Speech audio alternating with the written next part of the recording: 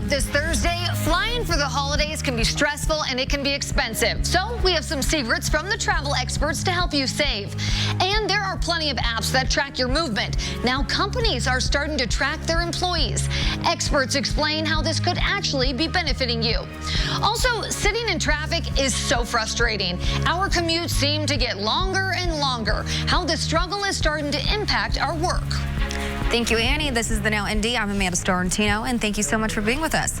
So it's the season to give yourself a little scare, but let's be honest, you don't want to literally be afraid for your life over safety issues at a haunted house. So we caught up with the State Fire Marshal's office today to see how they inspect haunted houses to keep you safe. They check for a good amount of fire exits and proper signage, letting you know where they are. And they also do things like check for fire extinguishers. One code official we talked to explained why these inspections are so important. I mean, the whole purpose of this is to scare people, and you know, people want to make sure that when they're going in anywhere, whether it be a restaurant or wherever it may be, that they're safe. And so it makes it even more, you know, more important because they're going to be in the dark, and you want to make sure that, so people are kind of apprehensive. If you want to verify that an indoor attraction like a haunted house has a current permit, you can do that online. We put a link up for you to make it easy. Just find this story in the IndyChannel.com or in the RTV6 app. 3 firefighters are recovering, and investigators are still trying to figure out what caused a huge apartment fire in Lawrence. The massive fire happened last night at Mason Gardens near 42nd and Post Road. Several people called 911 saying flames were coming from the roof. Again, 3 firefighters were injured. They've all been released from the hospital. A woman was also reported missing during the fire, but she was safely located. At least 8 families were impacted by this fire. And tonight, 3 more people are recovering following a shooting on the city's north side. Emergency crews responded to the 3000 block of Capitol Avenue around 11 last night. When they arrived, they found 3 people with gunshot wounds. The victims were taken to the hospital to recover. Police have not released any info about a possible suspect. And a homicide investigation is underway after a person was found dead on the northeast side of Indianapolis last night. Metro Police were called to the 4100 block of Edgemere Court on reports of shots fired just before 10 p.m. When they arrived, they found a person dead. Police have not released any info about the victim's injuries. Anyone with info on either of these investigations is asked to call Crime Stoppers at 262-TIPS. Kyle. And today, still on the cool side, but certainly feeling a little bit better because the sunshine is back here across central Indiana this time of year. That makes all the difference. And it's going to make a difference tonight, too, because without that blanket of cloud cover, temperatures are going to turn chilly. And you notice we've got numbers down into the lower middle 30s.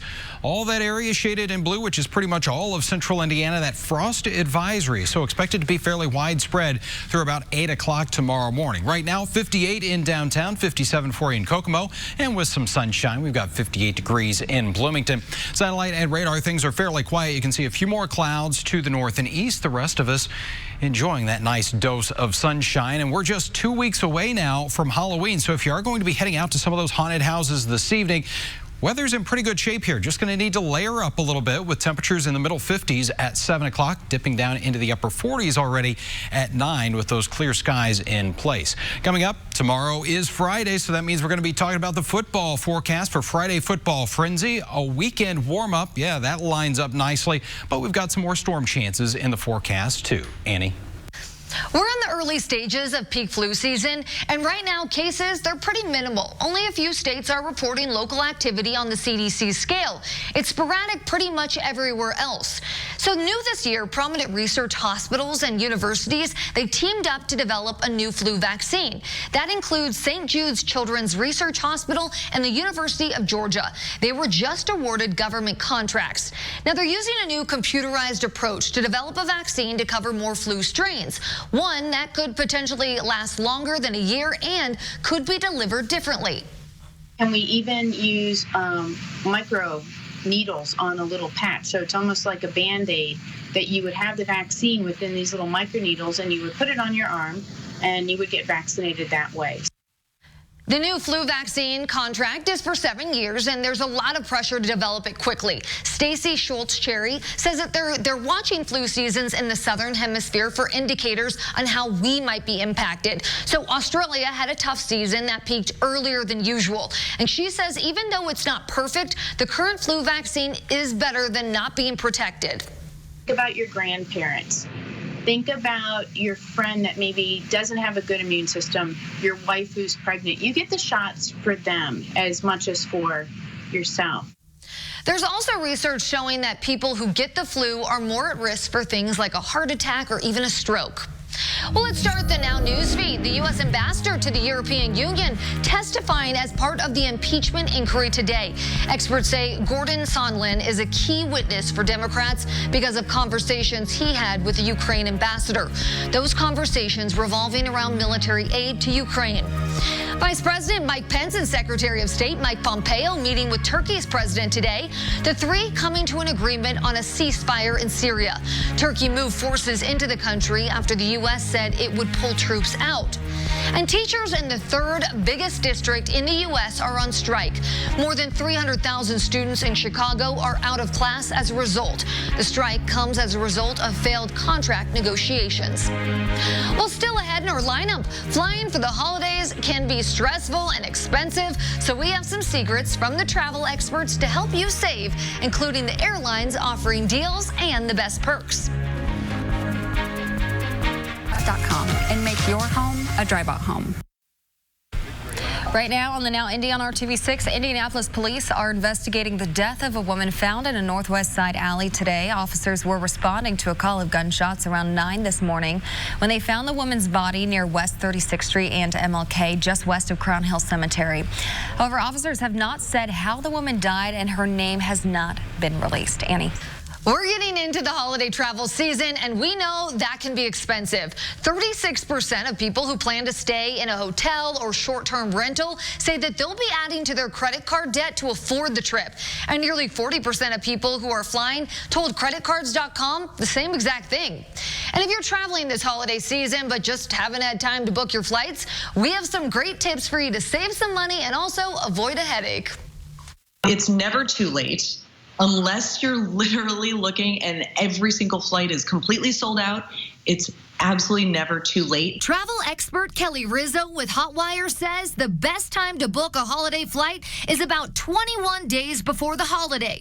That means the first week of November is the sweet spot for Thanksgiving travel. Always look for middle of the week days, and then also coming back on a middle of the weekday. And also, some of those late night flights are going to be a little bit more affordable than, let's say, right in the afternoon, like the prime time. Shopping 5 days before is the most expensive. Usually during the holiday season, we travel with family. And Kelly says if that's you, try and book JetBlue. Lots of legroom for adults, plus they have like the best snacks out of any airline, and they're very abundant, and they have free Wi-Fi too. So that's always helpful with kids. You can get all the kids on the iPad. Southwest is another family-friendly airline, and right now they are having a flash sale on flights for $39. They only apply to certain days of the week, so if you are a bit flexible, take advantage because it ends tonight at midnight. If you haven't booked your flight for Christmas, Kelly says to wait and shop on sites like Hotwire. Black Friday and Cyber Monday deals coming up. All right, well, still ahead in our lineup, we all know the frustration of sitting in traffic. Our commutes seem to get longer and longer. So ahead on the Now, how the struggle is starting to impact our work. 1,000-mile warranty at Honda of Fishers. More children, teens, and young adults are dying by suicide and homicide. This is according to a new CDC report. So the report shows the number of young people who died by suicide went up by 58% in a span of 10 years. This has also been the first time that suicide rate outpaced the homicide rate since 2011. And if you or someone you know needs help, call the National Suicide Prevention Lifeline at 800-273-8255. You can also text HOME to 741-741. Well, toxic heavy metals are making their way into a lot of baby foods. This is according to a new investigation. The group Healthy Babies, Bright Futures put nearly 170 different baby foods to the test. 95% of those foods contain lead, 73% contained arsenic, and about a third contained mercury. But a quarter of the foods contained all three. Investigators say these metals damage how babies' brains develop, and foods made with rice, sweet potatoes, and fruit juices were more likely to contain these harmful metals. Well, turning to the Now News feed, there's a company now trying to help deal with the world's dwindling bee population. A startup from Argentina is creating these so-called super bees. It came up with a nutrient boost for bees that allows them to work in the cold. And Uber is now doing a mass rollout of a feature meant to help protect bicyclists. Bike lane alerts lets a driver know when their drop-off is near a bike lane. That will allow the driver to plan ahead and also to keep an eye out for any bicyclists. All right, check this out. A veteran from the Vietnam War challenged a TSA officer to a push-up contest as she prepared to go on an honor flight. They both ended up doing 10. 84-year-old Lieutenant Maggie DeSanti served as a nurse during the war. Well, if you feel like your commute to work is just getting longer every morning, you're not alone. Workers in the U.S. are reaching their breaking point. A new report by Scoop Technologies shows that 17% of employees quit a job just because of the long drive. More than half would not apply for certain jobs if the commute is too long, and a lot of the stress comes from driving alone and from driving for 45 minutes or more. The energy that people take home to their families at the end of the day from having sit in traffic or having driven alone for a long period of time. It's those little pieces, I think, on the edges that build up over time. And that's what ultimately leads people to say, is this the job that I really want to be at, even if it's a great company, a great opportunity, just because of the stress that comes with what it feels like to drive alone back and forth. And many of the workers involved in the study did try out other forms of transportation at some point. You know, things like public transit and carpooling. Different ways of commuting did seem to lower stress among workers. But experts suggest companies start taking the lead and then start incentivizing other transportation modes. So Scoop says companies can start by offering free parking at work, maybe giving employees flexible schedules, including the option to work from home, and help out with the cost of public transit. When you pay money to see a star on stage, you expect to see that person, not someone dressed up like him. But that's what's happening with one child star these days. Consumer reporter John Matarese shows why some parents are demanding refunds so you don't waste your money. One of the hottest stars for preschoolers these days is a character called Blippi, with millions of YouTube subscribers. He's so popular, he's now going on tour. But then why are so many parents so angry? Imagine buying tickets to a Cher concert, then finding out it's a Cher impersonator. So much to learn about. That's how hundreds of parents feel. Blippi! Hey, it's me, Blippi. After buying tickets to see the preschool YouTube sensation Blippi, Michael Wolkoff was excited to buy tickets for his 3-year-old until he texted his wife. And she sent me a text back saying, I heard that it's not even really him. Michael had almost paid extra for a meet and greet. You know, you could pay an extra $50 or $55 per person to go meet Blippi, which it's not even him. And from the Doesn't That Stink file, angry parents now demanding refunds, according to BuzzFeed, since they thought they were seeing the real actor, Stephen John. And it's like, no, I'm not paying to meet, some guy dressed up as Blippi. I can dress up as Blippi. I'm not going to look anything like him. Promoters say, we thought we made the announcement abundantly clear Stephen would not be going on tour. But if you showed up unaware, you'd say, doesn't that stink? So when a kid's entertainer comes to town, check to see if it's the real entertainer. So if you bought tickets thinking you were seeing the real Blippi, you should be able to get a refund. And that way you don't waste your money. I'm John Matarese for RTV6. Thank you, John. Well, today we're seeing the real deal with the sunshine out there. Nice after yesterday's cloudy skies and helped to make those temperatures feel a little bit warmer. But in case you missed it earlier today, NOAA released the winter outlook here. And as we look at the precipitation, you can see it could be fairly active here across much of central Indiana. Calling for above average precipitation does not necessarily mean, though, we will have above average snowfall, because when you take that wheel of chance with the temperatures right now, it's about 33% that it could be near, at, or below average. So stay tuned. Right now, temperatures pretty comfortable, especially when you couple it with that sunshine. 58 in Bloomington and Indianapolis. A little cooler, though, in Richmond at 53. Don't have to go too far, though. Connorsville at 61. Tonight, frosty conditions will be developing as we'll have temperatures into the middle 30s with those clear skies. Winds will stay light for us. And your finally Friday forecast, again, filled with lots of sunshine here.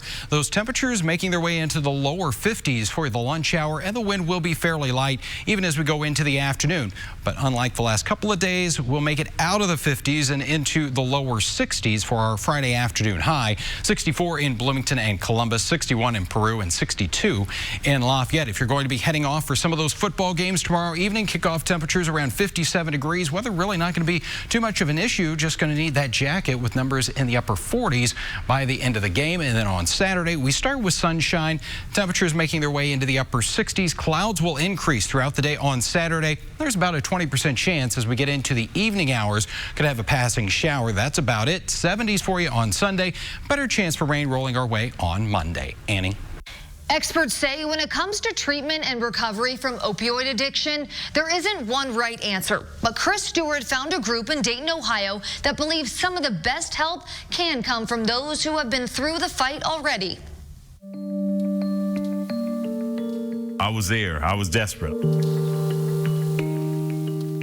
Well, I lost a nephew and a sister to this epidemic. And I ended up DOA for 23 minutes. The Dayton Fellowship Club is a house of hope. We deal with substance abuse disorders. The only thing you need to have to walk through that door is a desire to stop using. You know, everyone is welcome. How has this drug epidemic impacted Dayton? In the last 4 to 5 years, it's really gotten worse. And I think a lot of it does have to do with the doctor's prescribing. I know for me, and it's something I've just not realized, is that that's what kind of kicked off a lot of things for me. You know, it can be attributed to lack of jobs. It can be attributed to poverty. There are a lot of things that contribute to that. It's taken over our community. I've seen it. I was born and raised in this area here, and I've seen the devastation that it's done. You know, the kids and the housing and the deaths. The plight of this neighborhood is just destroying our home. I've been in recovery myself for 21 years. How big of a challenge are we facing as a country, knowing that you've been through that fight yourself? It's gigantic. People come through this door now are getting younger and younger, but they're still coming. They're still looking for help, so that means there's still hope in this community. How hopeful are you that we're going to be able to get a grip on this? I'm very hopeful. I'm very enthused about it. Our motto is hope is found here. We can also be the leader in recovery and show them that we do recover. Now people are starting to recognize it is sad that it took all of the deaths, and it took us becoming #1 in the state of Ohio for opioid overdoses for people to recognize that the need for help is here. Chris, thank you. Well, a new bill looks to crack down on companies who don't do enough to protect your information. It's called the Mind Your Own Business Act. Now, the legislation could land company executives behind bars if your information is mishandled, like in the case of a data breach. Well, Samsung is getting ready to roll out a fix for its Galaxy S10 phone. People have reported issues with the fingerprint recognition. The problem, anyone's fingerprint worked to unlock the phone. Well, a doctor with a vaping quit line named My Life, My Quit tells us since their quit line launched, more than 300 young people have signed up. The line has only been open for 3.5 months. Well, this particular program, though, helps teens design a plan to quit vaping by finding alternatives and strategies to avoiding. In many ways, it is similar to quitting cigarettes, but there are some differences. For example, teens aren't finding a smoke break to take a hit. With e-cigs, users are constantly using the product all day, which also exposes them to more nicotine. Juul says that it's about 1 pack of cigarettes worth of nicotine in a 5% Juul pod. And so what we're seeing is that young people never really smoked a pack a day, but they're not having a hard time finding enough time to use a whole Juul pod in a day. So they're using a much higher level of nicotine than they may have otherwise used. Another difference in vaping, the withdrawal symptoms are usually more severe due to the high levels of nicotine. So if you or your teen are looking for help to quit tobacco, you can call 1-800-QUIT-NOW. You will be routed to a free program. That's 1-800-QUIT-NOW. Well, finally, in our lineup, more companies are starting to track their employees, how they hope this could actually make your work more enjoyable.